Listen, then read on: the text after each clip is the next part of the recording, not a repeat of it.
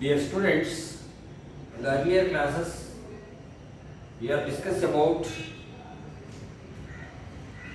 what is the position of India at the time of British rule. ಅಂದರೆ before 1947 ನಮ್ಮ ಭಾರತ ದೇಶದ ಆರ್ಥಿಕ ಪರಿಸ್ಥಿತಿ ಯಾವ ಥರ ಇತ್ತು ಎಂಬುದನ್ನು ನಾವು ಸ್ವಲ್ಪ ತಿಳ್ಕೊಳ್ಳಿ. ಈಗ status of India's agriculture during British rule, ಅಂದರೆ ಬ್ರಿಟಿಷರು ಭಾರತವನ್ನು ಆಳುತ್ತಾ ಇರುವಾಗ ಬ್ರಿಟಿಷರ ಕಾಲದಲ್ಲಿ ನಮ್ಮ ಭಾರತ ದೇಶದ ಕೃಷಿ ವ್ಯವಸ್ಥೆ ಯಾವ ಥರ ಇತ್ತು ಅಂದರೆ, at the time of British rule Indian agriculture was at stagnation. ಅಂದರೆ ಭಾರತದ ಕೃಷಿ ಹಂಗೇ ಇದ್ದೋಗಿತ್ತು, ಡೆವಲಪ್ ಆಗಿಲ್ಲ. ಯಾವ ಥರ ಮುಂಚೆ ಯಾವ ಥರ ಇತ್ತೋ ಅದೇ ಥರನೇ, ಅಂದರೆ ಸ್ಟಾಗ್ನೇಷನ್ ಮೀನ್ಸ್ ಇದ್ದದಾಗೆ ಇದ್ಬಿಡೋದು, ಸ್ಟ್ಯಾಚ್ಯೂ ಥರ ಅದೇ ಥರ ಇತ್ತು. Because of the following reasons. What are the reasons for stagnation of agriculture during British rule ಅಂತ ಕೇಳ್ತಾರೆ. What are the reasons for stagnation of agriculture during British rule ಅಂದರೆ, the following are the reasons for stagnation of agriculture during British rule, that is land tenure system. Next, forced commercialization of agricultural crops, lack of infrastructure facilities, partition of India. Land tenure system, ಭೂ ಕಂದಾಯ ವ್ಯವಸ್ಥೆ ಅದೊಂದು ಕಾರಣ ಆಗಿರುತ್ತದೆ. ಬಲಾತ್ಕಾರವಾಗಿ ವಾಣಿಜ್ಯ ಬೆಳೆಗಳನ್ನು ಬೆಳೆಸುವುದು, infrastructure ಅಂದರೆ ಮೂಲಭೂತ ಸೌಲಭ್ಯಗಳ ಕೊರತೆ ಇರತಕ್ಕಂಥದ್ದು, ಭಾರತವನ್ನು ವಿಭಜಿಸುವುದು, ಭಾಗಗಳಾಗಿ ವಲಯಗಳಾಗಿ ವಿಂಗಡಿಸಿಬಿಟ್ಟಿದ್ರು ಯಾರಂದ್ರೆ ಬ್ರಿಟಿಷರು. ಈ 4 ಕಾರಣದಿಂದಾಗಿ ನಮ್ಮ ಭಾರತ ದೇಶದಲ್ಲಿ ಅಗ್ರಿಕಲ್ಚರು ಬಹಳ ಹಿಂದುಳಿದಿತ್ತು. The agriculture was severely backward and it should be stagnation at the time of British rule because of this 4 following reasons. ಏನು ಲ್ಯಾಂಡ್ ಟೆನ್ಯೂರ್ ಸಿಸ್ಟಮ್ ಅಂದ್ರೆ ಏನು? ಅಂಡರ್ ದಿಸ್ ಸಿಸ್ಟಮ್ ಅಂದ್ರೆ Britishers are invented new tenure system, that is they were introduce zamindari ಪದ್ಧತಿ, zamindari system. Under this system entire land should be owned by the permanently owned by the zamindars, permanently owned by the zamindars. ಅಂದ್ರೆ land ಅನ್ನ ಜಮೀನ್ದಾರಿಗೆ ಕೊಟ್ಬಿಟ್ರು, ಜಮೀನ್ದಾರಿ ಪದ್ಧತಿಯನ್ನು ಜಾರಿಗೆ ತಂದು ಇರ್ತಕ್ಕಂಥ ಭೂಮಿಯನ್ನ ಜಮೀನ್ದಾರಿಗೆ ಕೊಟ್ಬಿಟ್ರು. Due to the introduction of zamindari system, who are cultivating the land they can leave the land and they works under the zamindars, they works under the zamindars. Due to this reason even tillers are not to get the land, they works under the zamindars and they were get more bribe from the tillers. Due to this reason, more cultivable land should not be agricultured or cultivated because of introduction of zamindari system. ಅಂದ್ರೆ ಬ್ರಿಟಿಷರು zamindari system ಅನ್ನು ಜಾರಿಗೆ ತಂದರು. ಅದರಿಂದ ಅಲ್ಲಿವರೆಗೂ ಬೇಸಾಯ ಮಾಡ್ತಕ್ಕಂಥವರೆಲ್ಲರೂ ಕೂಡ ಜಮೀನನ್ನು ಕಳ್ಕೊಂಡ್ಬಿಟ್ರು, ಜಮೀನ್ದಾರರ ಕೈಯಲ್ಲಿ ಕೆಲಸ ಮಾಡಬೇಕಾಗಿತ್ತು. ಅದರಿಂದ ಹೆಚ್ಚಿನ ಜಮೀನು ಬೇಸಾಯಕ್ಕೆ ಒಳಪಡದೆ ಹಂಗೆ ಬೀಡು ಬಿದ್ದೋಯ್ತು ಇವರ ಕಾಲದಲ್ಲಿ ಅಂತ. Next, forced commercialisation of crops at the time of British rule ಅಥವಾ before the British enter into the India, Indian farmers are producing traditional crops like spices, fruits, vegetables are some traditional crops. They are not cultivating the commercial crops like cotton, rubber, jute, indigo, etc. They are cultivating only the food products, vegetables, spices, etc.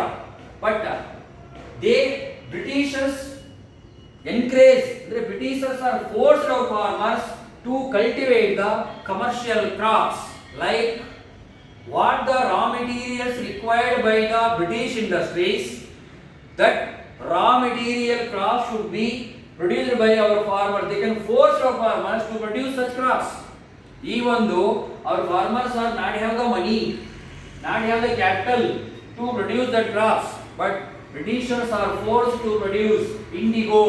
It is required for the British industries. but our farmers are not in a position to produce the commercial crops. Hence, most of the farmers stopped the agriculture and they were converted into the laborers. Next, lack of infrastructure facilities.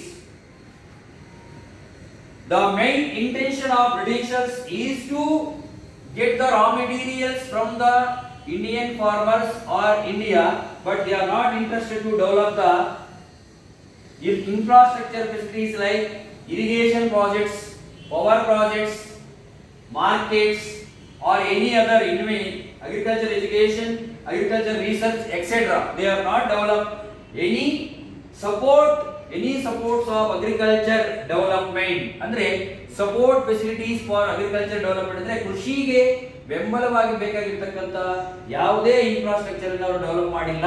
ಏನಂದ್ರೆ roads ಆಗಿರ್ಬೋದು, markets ಆಗಿರ್ಬೋದು, ಅದೇ ರೀತಿಯಾಗಿ roads, markets, irrigation facilities, power facilities, ಈ ತರ warehouses ಅಥವಾ invention, research, agriculture ಬಗ್ಗೆ ಯಾವುದೂ ಮಾಡಿಲ್ಲ ಅವರು.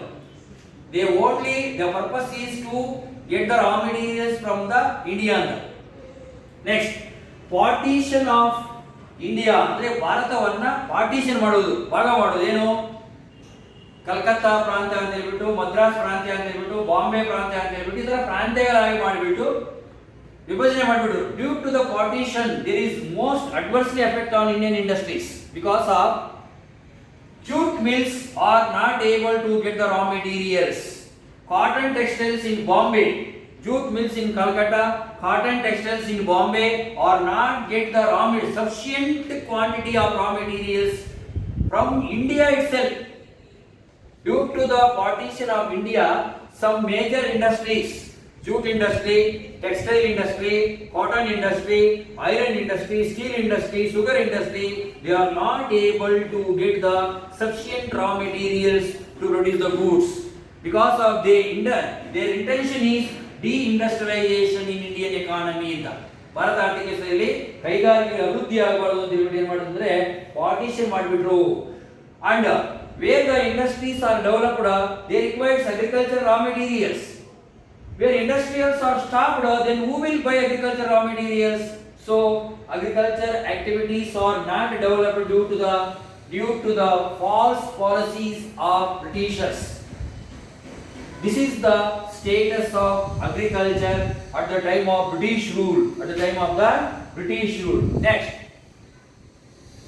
status of India's industries. Industries ಅಲ್ಲಿ ಏನಾಗಿತ್ತು? ಇಂಡಸ್ಟ್ರೀಸ್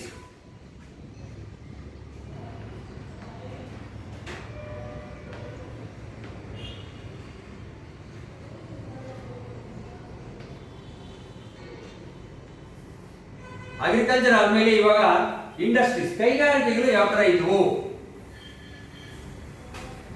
ನಾನು ಆವಾಗ ಹೇಳಿದೆ ಏನು, ಬ್ರಿಟಿಷರು ಭಾರತ ದೇಶದಲ್ಲಿ ಕೈಗಾರಿಕೆಗಳನ್ನು ಡಿ-ಇಂಡಸ್ಟ್ರಿಯಲೈಸೇಷನ್ ಮಾಡಿದ್ರು. ಅಂದ್ರೆ they are not encourage the development of industries.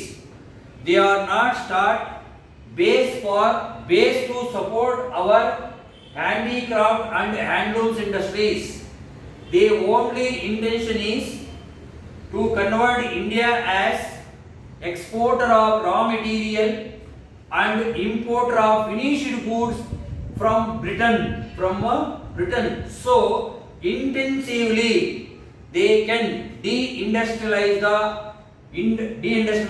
in Indian economy. Next, they are not start any modern industries to support the traditional industries in India. They are not support our traditional handicraft industries. They are not start capital goods industries. What are capital goods industries? The industries which produce machineries, equipments required for the production, required for further production, that are called capital goods industries. ಇದರ capital goods industries ಕೂಡ ಅವರು start ಮಾಡಲಿಲ್ಲ. Next, they are not giving support for development of small scale industries, handicraft industries, handlooms industries etcetera. ಈ ತರ ಅವರು ಕೈಗಾರಿಕಾ ಅಭಿವೃದ್ಧಿಗೂ ಕೂಡ ಬಹಳ ಏನು ಯಾವುದೇ ರೀತಿಯಾದಂಥ ಎನ್ಕರೇಜ್ ಅನ್ನ ಮಾಡಿರಲಿಲ್ಲ. ಯಾರಂದ್ರೆ ಬ್ರಿಟಿಷರು. ಇದು ಆಕ್ಚುಲ್ ಆಗಿ ಹಿಸ್ಟ್ರಿ ಬ್ಯಾಕ್ಗ್ರೌಂಡ್ ಇರ್ತಕ್ಕಂಥದ್ದು. ಬ್ರಿಟಿಷರು ಕೈಗಾರಿಕೆಗೆ ಯಾವ ತರ ಸಪೋರ್ಟ್ ಮಾಡಿದ್ರು, ಅಗ್ರಿಕಲ್ಚರ್ಗೆ ಯಾವ ತರ ಸಪೋರ್ಟ್ ಮಾಡಿದ್ರು ಅಂತಕ್ಕಂಥ ನೋಡಿದಾಗ ಕೈಗಾರಿಕಾ ಅಭಿವೃದ್ಧಿಗೆ ಯಾವುದೇ ರೀತಿಯಾದಂಥ ಪ್ರೋತ್ಸಾಹ ನೀಡಿಲ್ಲ ಅಂತ ಹೇಳ್ಬೋದು.